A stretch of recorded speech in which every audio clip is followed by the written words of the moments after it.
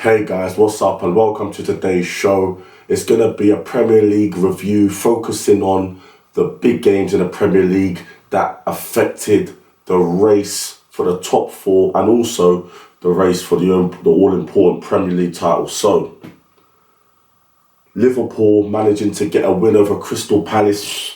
They were behind, they had a little scare, but they managed to grip their way back in. There's not much to talk about with that game. Liverpool are looking steady. They're flying underneath the radar a little bit. And really and truly, they're really in this title race. Them along with Aston Villa, Manchester City and Arsenal. Liverpool are just going about their business quietly and no one's really mentioning them. But yeah, they got a routine win over Crystal Palace. We also had Manchester City, who I believed they faced, off the top of my head, just have a little look. Manchester City, Luton. They beat Luton Town 2-1, correcting their bad form of recent and basically, getting back on a winning run. So, even that was a tricky game for Manchester City, but they managed to get over the line in that game. The big game I want to talk about is Aston Villa vs Arsenal. Aston Villa increasing that amazing home, run that they have to 15 wins at home. Arsenal went there. Listen, not gonna shit on Arsenal, my beautiful club, or any players. They did their best. They probably outplayed Villa in a large portion of that game, having loads of chances. But those Arsenal players not having their shooting boots on that game. VAR again, it seems to be every other game that VAR seems to want to screw Arsenal over. The handball that disallowed the Havertz goal, that should not have been a handball.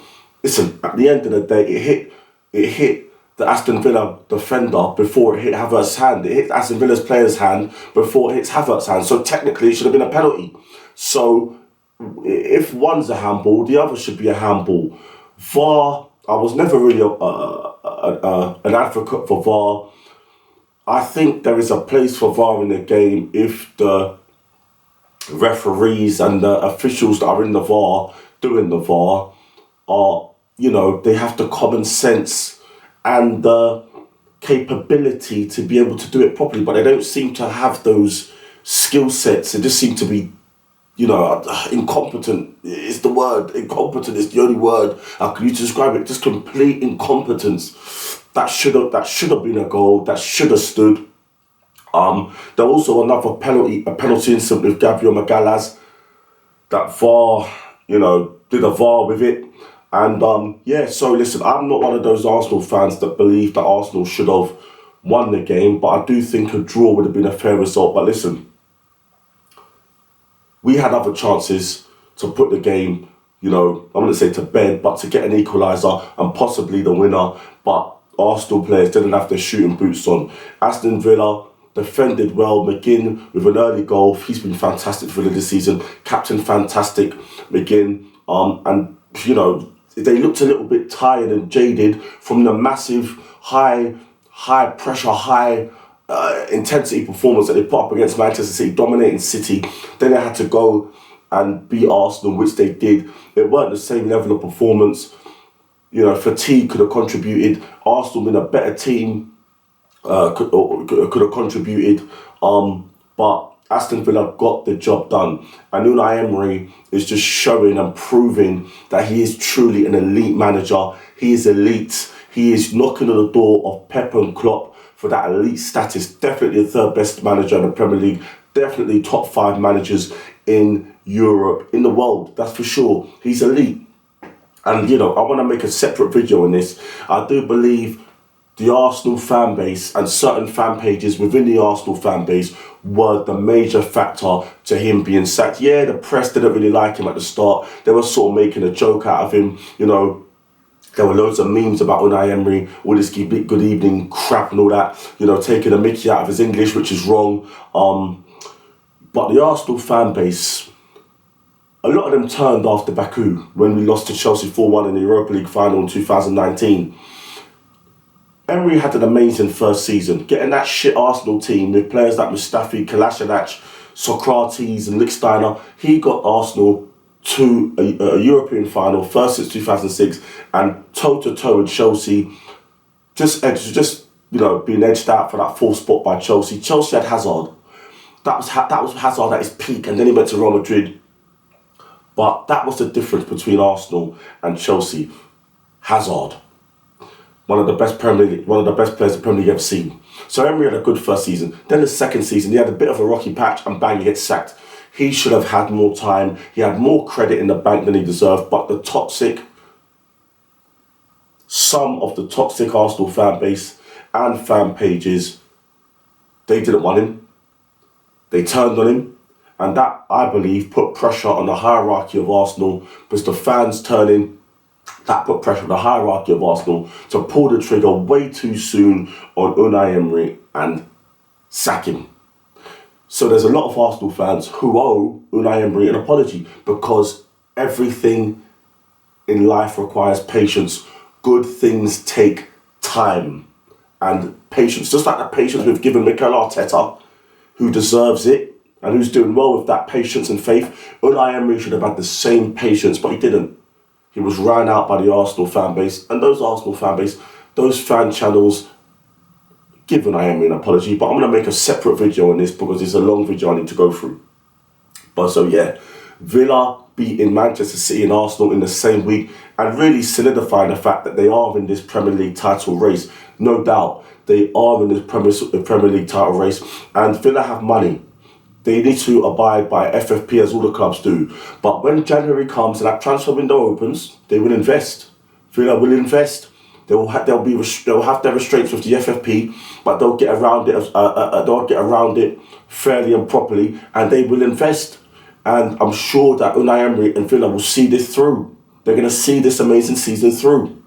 Back to Arsenal, my beloved club.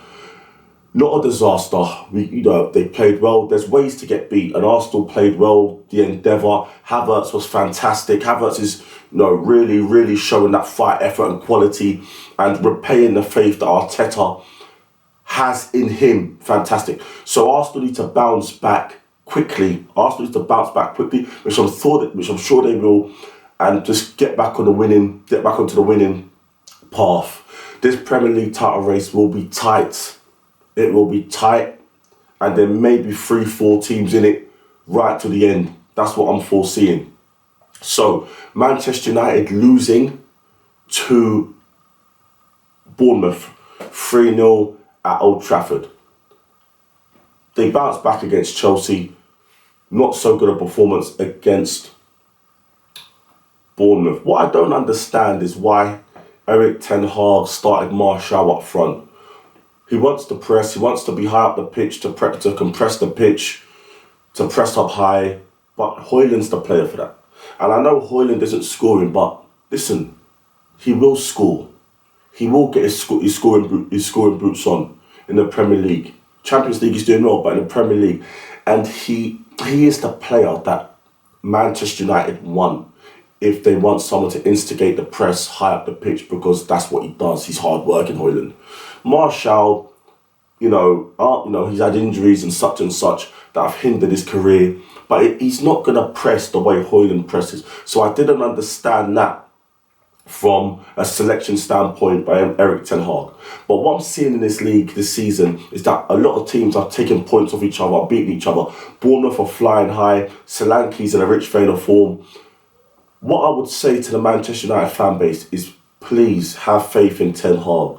The club is a mess. Look at all the best run clubs in the league. City, Villa, Brighton, Arsenal, Liverpool. Manchester United are one of the worst run clubs in the league. It's a mess. There needs to be a new infrastructure put in from top and trickling the way down the levels. Erik ten Hag is trying his best. He's a top manager. Don't hound him out. Give him a little bit of time. Last season, that should have brought him some credit and some time. Top three and a trophy, Carabao Cup and an FA Cup final. All right. Give Ten Hag time, he will get it right, but he needs to support the fan base and he needs to support the hierarchy to get some of these players out, get some of these bad apples out the club and get the players he wants in. But he has to get his recruitment right. He shouldn't just be recruiting players he's worked with in the past from the Dutch league and whatever. He needs to get his recruitment right. That, with him and the director of football, they need to get their recruitment right. The whole hierarchy of the Manchester United club needs to be amended and changed in order for them to get success on the pitch. But Erik ten Hag is the manager for Manchester United. All right. Everton beating Chelsea. Now, listen, like I've said before, Manchester United, Erik ten Hag, they're getting all the slack in the media and all that. But Chelsea are in a much worse off situation than Manchester United. They've got a new ownership, new infrastructure. They've invested £1 billion into the club for new players. Most of these players are not working out. The likes of Mudryk, Caicedo, Enzo Fernandez, they're not working out. Cucurella, they're not working out. 80% of Chelsea's recruitment since the new ownership has been bad. And those players are flopping. Pochettino's come in, and I've never rated him, even from his time at Spurs. I've never thought he was a top manager. For some reason, the media seem to put him on a pedestal, which he doesn't deserve to be, which he isn't on. And he isn't... Listen, Graham Potter didn't get any... He didn't get any... What's the word?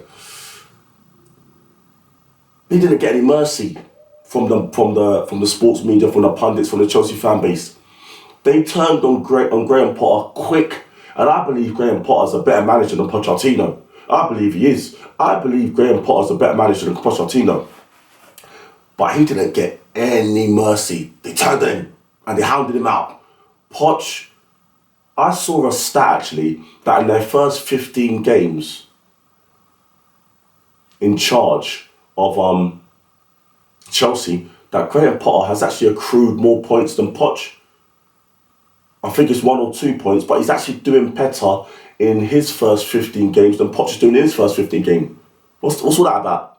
You know what I mean? Graham Potter is a better manager than Pochettino, but just because he doesn't have the fancy exotic name or the reputation, false reputation Poch has got, they hounded him out. Poch and Chelsea are in shambles. They're in shambles, losing again, and they can't put a string of consistent performances together because it ain't there. And listen, they're probably going to go and invest more money in January and in the summer. But FFP are on them. The football governing bodies that govern FFP are on them because they might be violating some of them, right? With the way that they're splashing cash all over the way and they're finding loopholes to do it. But Chelsea are in crisis. And if anyone, listen, I'm not a massive advocate for managers getting sacked. They deserve time. I think that managers deserve time. But Pochettino needs to be criticised much more than he is being, because Erik ten Hag is getting a lot of criticism. Unjustly, when you look at the whole circumstances of Manchester United. But Poch seems to be getting none, which I find very, very odd. But we all know the pundits and the sports media really like Poch, even though he's done nothing in football. But yes, listen, I'm not going to say what the Chelsea fan base should do. Support your club, support your gaffer, and, I guess advocate for change in the way the club's been run and the recruitment. Do you know what I mean? But yeah, listen, I'm going to put out a lot of content this week because there's loads of separate topics that I want to talk about. Just not football, but also, football, but also in terms of certain